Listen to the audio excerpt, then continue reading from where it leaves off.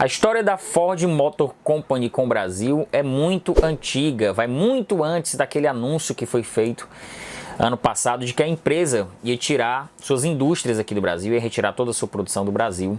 Há muitos anos, desde 1920, já existe uma relação muito grande entre a Ford e o Brasil, desde quando Henry Ford decidiu criar uma cidade ao estilo norte-americana para a produção de látex, da extração de látex aqui na selva amazônica, e criando cidades ao estilo norte-americano, trazendo trabalhadores de lá para fazer essa produção. E a gente vai conhecer essa que é uma das histórias mais curiosas e trágicas da história amazônica, que está tudo aqui nesse livro aqui do Greg Grandin, historiador norte-americano, que ele contou, narrou aqui em Fordlândia a ascensão e queda da cidade esquecida de Henry Ford na selva. A gente vai conhecer essa história logo depois da vinheta, é rapidinho, se liga aí.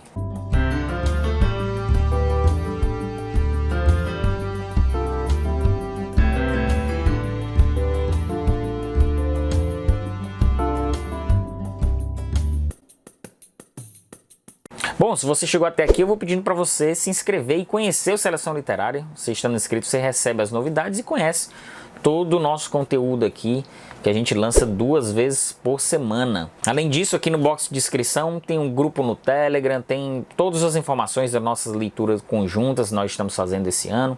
Enfim, acompanhe aqui no box de inscrição, tem todas as informações, redes sociais e tudo mais. Bom, temos aqui a inusitada história da Ford no Brasil, que já começou assim de uma forma bastante complicada, trágica. Mas antes a gente precisa saber como é que surgiu essa história de vir tirar borracha aqui no Brasil. Depois da Primeira Guerra Mundial, os Estados Unidos estavam vivendo um boom, um crescimento econômico até então inédito. As pessoas estavam saindo das zonas rurais e indo para as cidades, e o poder de compra das famílias estava cada vez maior. E um desses produtos que estavam ganhando cada vez mais os lares dos cidadãos norte-americanos eram os veículos automotores, que estavam com os preços muito acessíveis graças aos esforços do Henry Ford, esse cara que, com seu custo mais barato de produção de carro, através da sua linha de montagem que ficou conhecida como Fordismo, começou a reduzir o custo e mais pessoas da classe média norte-americana começaram a poder comprar esses produtos. Os carros eram fabricados cada vez mais rápido e aquela máxima de que time is money se confirmava cada vez mais. E com o aumento dessa produção, Henry Ford precisava cada vez mais de matérias-primas. Naquela época, as indústrias eram verticalizadas, elas produziam todos os processos de uma fabricação de carros. Hoje é diferente, hoje essas indústrias são mais como montadoras, pegam peças de várias partes do mundo e montam num determinado parque industrial, mas naquela época não. As indústrias gerenciavam todos os aspectos da produção. A borracha, ela era monopolizada pela Inglaterra. A Inglaterra colonizava os principais países produtores de borracha na Ásia. Isso depois que o Brasil foi um grande produtor de látex até os anos 1910. Belém foi a maior produtora de látex do mundo. Nessa época, Manaus e Belém tiveram um crescimento absurdo e se tornaram os maiores polos de borracha do mundo. Então, Henry Ford, para sair dessa dependência europeia na produção de látex, relembrou que no passado recente a Amazônia tinha sido um grande produtor de látex. Manaus e Belém eram grandes cidades que se desenvolveram muito por conta daquele boom de látex no final do século XIX. Então ele, com a parceria com o Firestone, resolveram planejar uma cidade aqui na Amazônia para a extração desse látex. Se bem que essa palavra planejar não era muito utilizada pelos gerentes da Ford. A Ford era uma empresa muito personalista, ela era representada muito pela figura do seu criador, Henry Ford.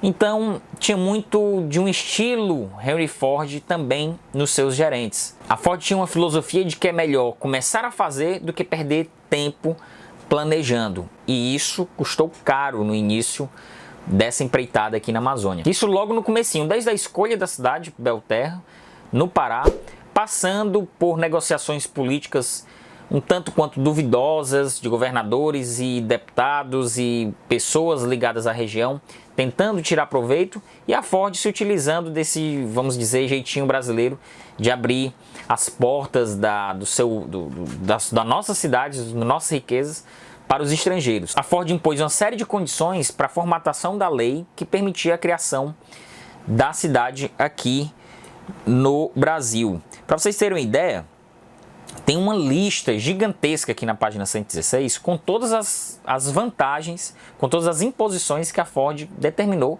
para ela ser dona dessa área. Era uma área tão grande que era mais ou menos o equivalente ao estado do Connecticut ou do Tennessee, mais ou menos para vocês terem uma ideia do tamanho gigantesco dessa área doada, entregue à Ford Motor Company. Mesmo com todas essas facilidades, a falta de planejamento custou caro. Para trazer o maquinário dos Estados Unidos e as pessoas que iriam construir as cidades, as primeiras casas e tudo, já foi uma confusão. O navio não conseguia chegar, o material caiu no rio, foi uma grande atrapalhada do início ao fim. Não contrataram um botânico especialista nesse tipo de vegetação para a plantação da árvore, da seringueira que dá o látex da borracha. A própria derrubada da floresta para criar a cidade, para limpar a área e fazer a construção das casas, dos prédios, ela foi feita totalmente errado, demoraram muito, poluíram demais, mais do que o que já se esperava que fosse poluir. Foi utilizada uma quantidade absurda de querosene para queimar essas árvores, num período de chuvas e não num período de seca. E mesmo assim ainda abriu pouca área, uma área muito pequena diante da necessidade da empresa. Sem falar também na imposição cultural, né? Você trazer uma cultura norte-americana para o meio da selva amazônica e tentando adaptar as pessoas nativas para essa cultura, ainda tem esse erro, né? Houve uma dificuldade muito grande com a mão de obra. Os salários, apesar de que o Henry Ford tinha uma filosofia de altos salários nas suas indústrias nos Estados Unidos, aqui os salários não foram adequados àquele tipo de mão de obra. Muitos problemas sanitários também, doenças, muitas pessoas morreram, muitas famílias que vieram para cá com seus filhos, com as suas esposas, tiveram que voltar, outros ficaram. Além disso, a figura do Henry Ford, como eu falei, de uma personalidade muito forte dentro da própria empresa, de um dinamismo, de um avanço, de invenções, de evolução do grande homem, da representação do grande industrial contra a força da natureza, a ideia de criar um novo mundo, mais ou menos da forma como a gente vê hoje no noticiário de Elon Musk ou Jeff Bezos atravessando a atmosfera e chegando ao espaço. A gente pode sim fazer uma equivalência ao que aconteceu nos anos 20 aqui. A ideia de que existia o progresso industrial, a força do capitalismo contra a força da natureza. Naquela época era muito, os debates ambientais eles não eram tão vigorosos quanto hoje, ainda estavam surgindo esses debates no começo do século XX. Então a ideia desse homem abrindo o farol no meio de uma selvageria, de uma selva tropical, ela era muito forte. E por conta disso, a empresa não voltava atrás. Ela ia mesmo com todas as dificuldades, colocando milhões de dólares nesse investimento, que na realidade se demonstrou um grande fracasso.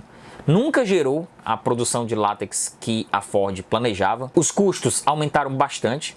Por conta da liderança produtiva da Ford, esses prejuízos eram mitigados por conta do grande avanço, da grande vendagem, do grande faturamento que a empresa tinha nos anos 20, 30, 40. Mas com a chegada da Segunda Guerra Mundial, as coisas mudaram bastante e a cidade foi ficando abandonada, seus trabalhadores foram ficando abandonados. Os problemas ambientais, né, desse que ficou como um dos episódios mais tristes da história da floresta amazônica, mais triste da história do capitalismo, sem dúvidas, mais triste da história do Brasil. Está lá, até hoje, a cidade perdida de Henry Ford na Amazônia. A gente pode concluir que essa história, ela revela muito sobre as nossas defesas dos nossos patrimônios. E aqui eu falo com um ar meio nacionalista, porque é muito fácil. O estrangeiro chega sempre à Amazônia e faz o que quer. Os governos brasileiros sempre permitiram muito facilmente a destruição daquele ecossistema. E ele é visto, tanto por americanos quanto por europeus, como uma zona neutra, né? Uma zona que pode ser feito tudo.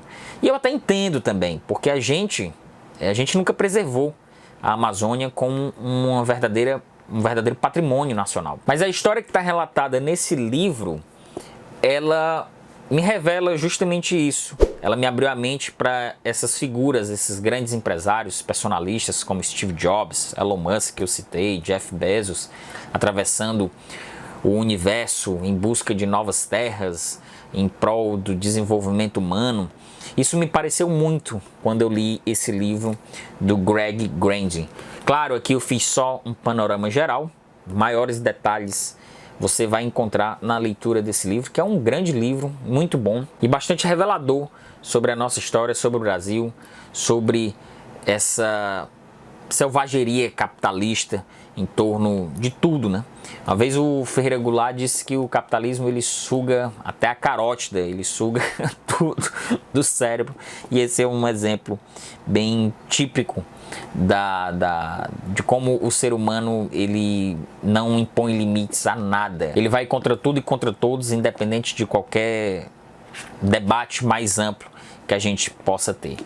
É isso, pessoal. Esse foi a nossa história. Não vou nem dizer que foi uma resenha, mas foi uma contação de história aqui dessa cidade, desse episódio surpreendente, curioso e triste também da nossa história, da história humana. Leiam esse livro, vamos conversar sobre Fordlândia aqui nos comentários. Me recomenda outra leitura desse tipo, de histórias catastróficas e curiosas como essa. Deixa aqui nos comentários que eu vou conversando com vocês. Aproveitem para se inscrever no canal, conhecer o nosso grupo no Telegram, e é isso aí. Valeu!